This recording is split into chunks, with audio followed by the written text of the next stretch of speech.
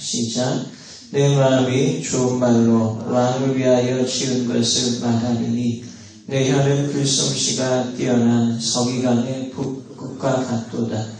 왕은 사람들보다 아름다워 은혜를 입술에 머금으니 그러므로 하나님의 왕에게 영원히 복을 주시도다. 용사여 칼을 허리에 차고 왕의 영화와 위엄을 입으소서. 왕은 진리와 온유와 공유를 위하여 왕의 위엄을 세우시고 병고에 오르소서. 왕의 오른손이 왕에게 놀라운 일을 가르치리이다. 왕의 화살은 날카로워 왕의 원수의 염통을 두르니 만민이 왕의 앞에 엎드러치는도다. 하나님이여 주의 보좌는 영원하며 주의 나라의 규는 경평한 규이니이다. 왕은 정의를 사랑하고 악을 미워하시니 그러므로 하나님 곧 왕의 하나님이 즐거움의 기름을 왕에게 부어 왕의 동료보다 뛰어나게 하셨나이다. 왕의 모든 옷은 모략과 침향과 육개의 향기가 있으니 상하궁에서 나오는 현악은 왕을 즐겁게 하도다. 왕이 가까이 하는 여인들 중에는 왕들의 딸이 있으며 왕은 오빌의 금으로 꾸미고 왕의 오른쪽에 서도다. 딸이여 듣고 보고 귀를 기울일지어다. 내 백성과 내 아버지의 집을 잊어버릴지어다. 그리하면 왕이 내 아름다움을 사모하실지라. 그는 내 주인이시니 너는 그를 경배할지어다. 두로에 따른 예물을 드리고 백성 중 부한 자도 내 얼굴 보기를 원하리로다. 왕에 따른 공중에서 모든 영화를 누리니 그의 옷은 금으로 수놓았도다. 수놓은 옷을 입은 그는 왕께로 인도함을 받으며 시종하는 친구 처녀들도 왕께로 이끌려 갈 것이라. 그들은 기쁨과 즐거움으로 인도함을 받고 왕궁에 들어가리로다. 왕의 아들들은 왕의 조상들을 계승할 것이라. 왕이 그들로 온 세계의 고난을 삼으리이다. 그러므로 만민이 왕을 영원히 찬송하리로다. 아멘. 제가 늘 보는 프로그램이 냉장고를 부탁해를 보는데요. 그래서 한 가지 진리의 말을 누가 하더라고요. 어떤 말 하냐면, 다 살림하시고 요리를 하시잖아요. 요리하는 경지에 오르면 요리사들이 이제 고수가 있는데 어느 경지에 오냐면 맛을 분리한다는 거예요. 프로들은 어떤 사람이 프로냐면 음식을 만드는 사람 가운데 그냥 만들다가 우연히 맛을 내는 것이 아니라 맛들을 분리해서 맛을 만들어 가는 거예요. 저도 볶음밥을 잘 만드는데 영적으로 되게 깊은 의미가 있어요. 우리의 마음속에 수많은 생각들이 있고 수많은 감정들이 있고 수많은 판단들이 있고 수많은 의지적인 행동들이 있고 내가 하고 싶은 것들이 있는데 이것을 분리하고 분별하고 구분할 수 있는 영적인 분별력이 있어야 돼요. 빛의 영역이 있고 어둠의 영역이 있어요. 하나님이 기뻐하시는 영역이 있고 성령께서 근심하는 영역이 있어요. 하나님이 기뻐하시는 부분이 있고 마귀가 좋아하는 부분이 있어요. 그 부분을, 그 맛을 구분해내는 것이 지혜예요. 지혜의 라틴어의 뜻이 뭐냐면 맛을 보다는 뜻이에요. 다시 이야기하면 음식의 맛을 만든다라는 것은 잠언의 시편의 영적인 의미로 이야기하면 지혜를 만들어가는 사람이에요. 지혜를 만들어가는 사람은 아름다움을 만들어가는 사람이고 거룩함을 만들어가는 사람이고 종기를 만들어가는 사람이에요. 그가 지혜롭다라는 것은 무엇을 이야기하냐면 하나님의 말씀대로 살아가는 걸 이야기하는 거예요. 그가 어리석다, 그가 고집스럽다라는 것은 무엇을 이야기하냐면 하나님의 뜻을 알지 못하는 거예요. 매우 깊은 의미가 있습니다. 오늘 본문 1절에 바라보면 1절에 매우 독특한 하나의 단어가 나옵니다. 그것은 뭐냐면 1절의 말씀이 참 깊이가 있는 이유가 무엇이냐면 내 마음이 좋은 말로 왕을 위하여 지은 것을 말하니 우리의 마음 속에 그 좋은 마음이 있어야지만 우리가 좋은 말을 하거든요. 예수님께서 이런 말씀을 하셨어요. 어떤 말씀을 하셨냐면 마태복음 12장 34절에 독사의 자식들아 너희는 악하니 어떻게 선한 말을 할 수 있느냐 이는 마음에 가득한 것을 입으로 말함이니라. 선한 사람인 그 쌓은 선에서 선한 것을 내고 악한 사람은 그 쌓은 악에서 악한 것을 내느니라. 우리는 선한 말씀을 쌓아가는 사람이 되어야 될 줄 믿습니다. 우리의 생각 속에 악함과 죄악이 쌓여서는 안 되는 거예요. 근데 왜 여기서 예수님은 악이라는 표현을 썼냐면 죄에 대해서 무감각한 것이 악인 거예요. 죄를 짓는 사람이 있고 악을 짓는 사람이 있는데 죄를 짓는 사람은 누가 죄를 짓냐면 자신이 짓는 것이 죄인 줄 아는 사람이 죄를 짓는 사람이에요. 그리스도인들은 죄인이지 악인이 아닌 거예요. 악을 짓는다는 것은 무엇을 이야기하냐면 죄를 행하고 죄의 말을 하고 죄의 판단을 하는데 감각이 없는 거예요. 의도적으로 짓는 것을 이야기해요. 그래서 시편 45편에 있는 1절을 바라보면 내 마음에 좋은 말로 말한다라는 것은 무엇을 이야기하냐면 이미 이 저자의 마음속에는 하나님의 선한 말들로 가득 차 있는 거예요. 오늘 우리의 마음속에 하나님의 선하심으로 가득 차시기를 주님의 이름으로 축원합니다. 오늘 그 다음 문장이 그 다음 단어가 되게 중요한 것이 뭐냐면 내 혀는 이라는 단어예요. 내 혀는 글솜씨가 뛰어나다 그랬어요. 보통 글솜씨는 그 저자의 지성과 그 저자의 감성과 그 저자의 영성에서 나오는 것이지 혀에서 나오는 것이 아니에요. 그 지은이의 손에서 나오는 것이지 혀에서 나오는 것이 아니다라는 거예요. 근데 본문에서 왜 혀라는 단어와 서기관의 붓끝가라는 것을 같다라고 표현했냐면 이 혀는요 사람이 쓰는 글을 이야기하는 것이 아닙니다. 오늘 본문에서 이야기하고 1절의 혀는요 하나님의 영광으로 가득 찬 언어들을 이야기해요. 시편에는 수많은 글들이 있고 수많은 기도문들이 있는데 그 중에 외워야 될 시편이 있다면 45편입니다. 우리가 신약에는 수많은 말씀 가운데 있는데 그 중에 외워야 될 말씀이 있으면 로마서 8장을 외워야 돼요. 반드시 그리스도인들 로마서 8장을 외워야 돼요. 시편 가운데 반드시 외워야 될 말씀이 있다면 45편의 말씀이에요. 우리가 혹시 이 땅에서 삶을 살아가면서 내가 고급스러운 삶을 살기를 원한다면 내가 천박한 인생이 아니라 내가 비천한 인생이 아니라 그 사람의 그 이미지가 매우 중요하잖아요. 사람과 대화를 할 때 그 사람이 사용하는 언어가 되게 중요하거든요. 내가 누군지를 알고자 한다면 나와 가까운 사람이 어떠한 언어를 사용하는가를 보면 돼요. 사람은요, 듣는 말대로 말하게 되어 있는 거예요. 그러니까 내 옆에 있는 사람이 지혜로운 사람이면 지혜로운 말을 하게 되어 있고요.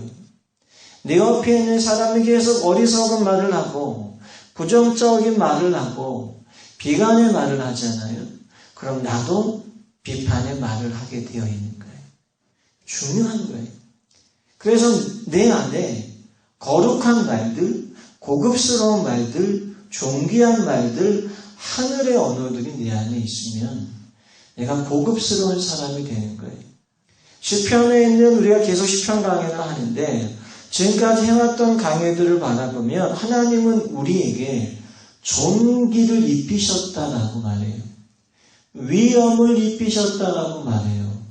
그리스도인들은요, 천박한 사람이 아니고 그리스도인들은 무식한 사람이 아니고 우리의 학벌이 하기가 어떠한가에 관계가 없는 거예요. 왜냐하면 하나님은 거룩하신 분이에요. 성서는 하나님의 감동으로 쓰여져 있는 언어들이에요. 다시 이야기하면 그리스도인들의 삶은 고급스러워야 돼요. 오늘 본문 3절에 말해보면 이런 말씀이 있어요. 용사여 칼을 허리에 차고 왕의 영화와 위엄을 입으소서. 이 왕이란 솔로몬이 이제 결혼식을 할 때 쓴 시다라고 이 해석자들은 이야기하지만 이 왕은 곧 누구를 이야기하냐면 그리스도인들을 이야기하는 거예요. 우리를 이야기하는 거예요. 우리는 왕 같은 제사장이에요. 우리는 하찮은 사람이 아니에요. 내가 나를 어떻게 여기느냐가 매우 중요한데 명의는요. 인격이 있는 의사들은요. 환자의 외모가 어떠하든지 그 사람의 외모를 보지 않고 그 사람의 외모가 어떠하든지 그 외모를 존중합니다. 다시 이야기하면 병원에 환자로 오는 것은 몸에 병이 들어있기 때문에 그렇거든요. 그런데 명의는요. 그 환자가 몸에 병이 들어있어도 그 몸에 병이 든 그 몸을 존중해요. 그 몸을 존중해야지만 그 몸을 회복시킬 수 있는 거거든요. 다시 말씀드리면 하나님은요. 우리를 존중한다라는 거예요. 우리를 인정한다라는 거예요. 우리를 사랑하신다라는 겁니다. 믿으시면 아멘 하시기 바랍니다. 근데 누가 나를 인정하지 않냐 하면 내가 나를 인정하지 않는 거예요. 사람이 사람을 인정하지 않는 거예요. 여러분 인터넷을 받아보면 아름다운 몸매를 가진 여성들이 있잖아요. 근데 사람의 몸은요, 내 몸매와 관계없이 내 몸을 존중하고 나를 인정해야 되는 거예요. 왜냐하면 우리는 종기의 간을 입었기 때문에 그런 거예요. 그래서 하나님이 사람을 외모로 취하지 않는다라는 말씀은 곧 우리가 내 외모를 보고 나를 판단해서는 안 된다라는 거예요.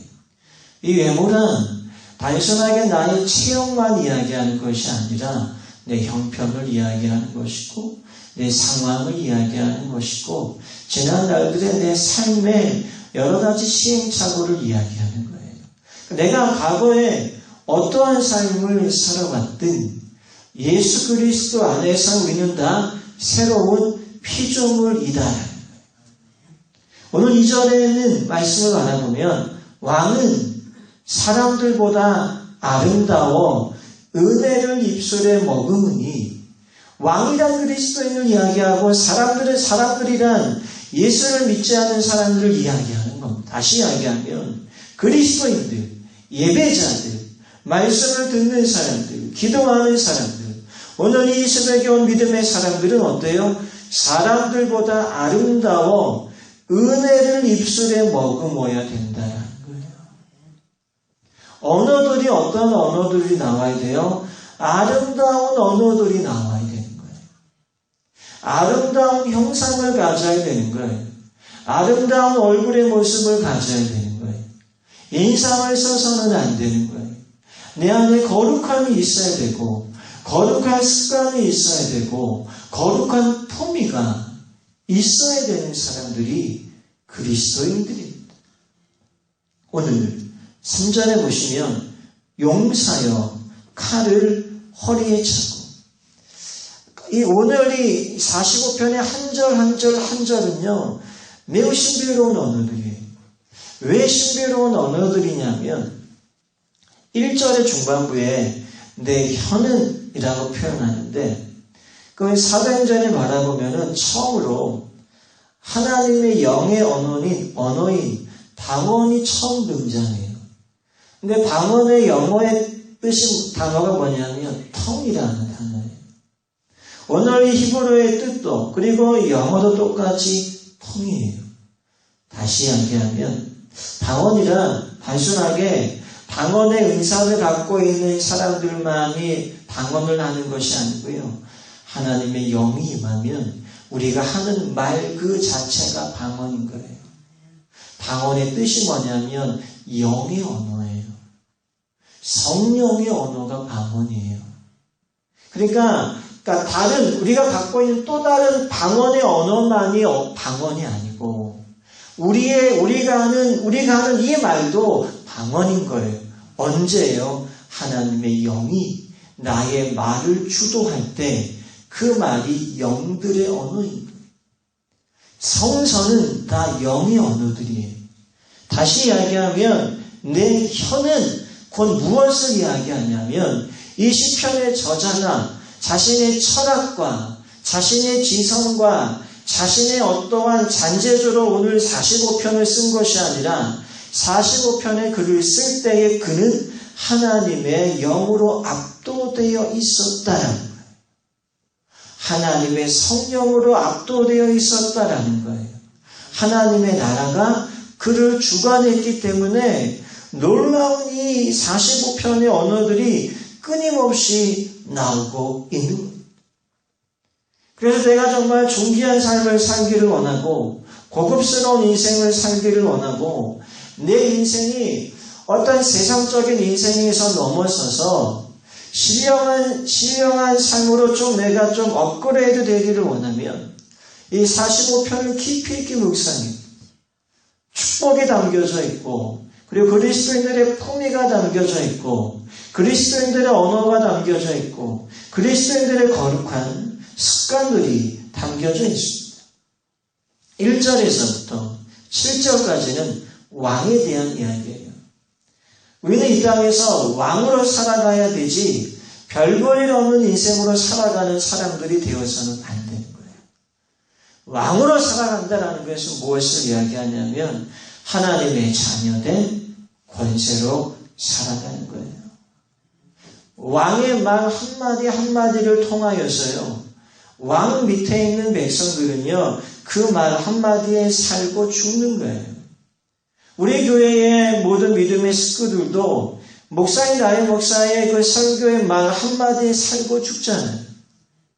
그러니까 우리가 다 왕 같은 존재인데 왕 같은 존재라는 것은 무엇을 이야기하냐면 나의 말 한마디를 통하여 내 가족의 사람들이 회복되고 이 도시가 회복되는 거예요. 다시 말씀드리면 나의 언어가 살리는 언어가 되어야 되지 죽이는 언어가 되어서는 안 되는 거예요. 언어만을 이야기하는 것이 아닙니다. 내 삶이, 나의 신앙의 삶이 예수 그리스도를 주되게 해야 되는 거예요. 내 삶이 이 땅에서 하나님의 나라가 임할 수 있어야 되는 거예요. 8절부터 마지막 15절까지는 왕 후에 대한 축복이에요. 1절부터 7절까지는 왕에 대한 축복과 왕에 대한 모습을 이야기한다면 8절부터 15절까지는 왕 후에 대한 축복을 이야기해요. 왕 후란 누구를 이야기하냐면 예수를 구주로 영접한 사람, 그리스도의 신부를 이야기하는 거예요. 다시 말씀드리면 7절까지는 왕의 능력, 왕의 축복을 이야기한다면 8절까지는 우리가 그리스도의 신부로서 하나님을 의지하고 주님을 바라보며 살아갈 때에만 45편의 축복이 우리에게 임한다는 거예요. 우리는 곧 왕이며 우리는 곧 그리스도의 신부인 거예요. 왕은 고대사의 왕은 태어날 때부터 왕이라는 자격을 갖고 태어나지만 그리스도인은 예수 그리스도를 믿을 때에만 그 권세와 그 존귀와 그 축복을 입는 겁니다. 오늘 8절에 말해보면 왕의 모든 옷은 모략과 침향과 육개의 향기가 있으며 하나님의 기름 부으심을 받은 사람, 주의 성령을 받은 사람들에게는요 신령한 향기가 있는 거예요. 7절에 있는 이 말씀 중에 7절의 중반부에 이런 말씀이에요. 7절을 읽으면 왕은 정의를 사랑하고 악을 미워하시니 그러므로 하나님 곧 왕의 하나님이 왕의 하나님이에요. 그러니까 나의 하나님이라는 거예요. 아브라함의 하나님이요, 이삭의 하나님이요, 야곱의 하나님이요, 다윗의 하나님이요, 그리고 나의 하나님인 거예요. 나의 하나님이 무엇을 부었냐면 즐거움의 기름을 왕에게 부었다. 즐거움의 기름이 어디에서 나오냐면 히브리서에도 즐거움의 기름이 나오는. 이 45편은 다시 히브리서에서 다시 또 해석되는 거예요. 즐거움의 기름은요, 매우 신비로운 문장이에요. 기름은 무엇이냐면 하나님의 능력의 부으심이 우리에게 부어진 거예요. 그래서 하나님의 능력을 받은 사람을 이야기하는데, 하나님의 능력을 받은 사람은 어떻게 인생을 사냐면 괴롭게 살지 않고 슬프게 살지 않고 낙심하며 살지 않고 그리고 아픔으로 살지 않고 어떻게 사냐면 즐거움으로 산다는 거예요. 그래서 하나님의 능력을 받은 사람들의 인생은요, 늘 즐거움의 기름 부음이 있기 때문에 그 데살로니가에서 이야기하는 것처럼 항상 기뻐할 수가 있는 거예요. 그러니까 하나님의 말씀은 무식하게 즐거워하라는 게 아니고 논리정연한 거예요. 즐거움의 기름 부음을 받으면 어떻게 돼요? 기쁨이, 희락이 우리 안에서 생수의 강처럼 넘쳐난다는 거죠. 그래서 우리의 삶이, 우리의 삶 가운데, 내 인생 가운데 어떤 슬픔이나 아픔이 있다면 그 즐거움의 기름 부음을 사모하시고, 한번 생각해 보십시오. 즐거움의 기름이 무엇일까? 좀 더 쉽게 이야기하면 즐거움의 능력이 무엇일까라는 거예요. 오늘 이 시편 저자는 즐거움의 능력을 경험했다라는 거죠. 사람은 아는 것만큼 보이고 하나님의 능력과 하나님의 신비는 경험한 것만큼만 보이는 거예요. 성서를 풀 때는요, 자신이 경험한 것만큼만 풀리는 거예요. 그러니까 신학을 하지 않았기 때문에 말씀을 읽어도 말씀을 알지 못하는 거지. 그러니까 말씀을 들어야지 말씀이 풀리는 거고, 설교자는 그만큼 영적인 세계를 아는 것만큼 풀어갈 수 있는 거예요. 그러니까 물질을 버는 것도 마찬가지인 거예요. 물질을 버는 눈이 열려야지만 돈을 버는 것이고, 살림을 하는 것도 살림의 눈이 열려야지만 살림을 하는 것이고, 요리를 하는 것도 요리를 할 수 있는 눈이 열려야지만 하는 것이다라는 거죠. 오늘 이 말씀이 주님과의 연합에 대한 이야기예요. 어떻게 우리가 주님과 연합하여 왕에 대한 축복을 받고 그리스도의 신부로서 살아갈 수 있느냐라는 겁니다. 이 거룩한 말씀, 존귀한 말씀, 매우 신비로운 말씀들이 우리의 삶 가운데 경험되고 하나하나 이루어가는 축복의 삶이 되시기를 주님의 이름으로 축원합니다. 기도하겠습니다. 하나님, 오늘도 우리가 은혜를 입고 거룩함을 입고 존귀를 입고 살아가기를 원합니다. 예수를 믿는 사람, 예수를 믿지 않는 사람도 죄를 입고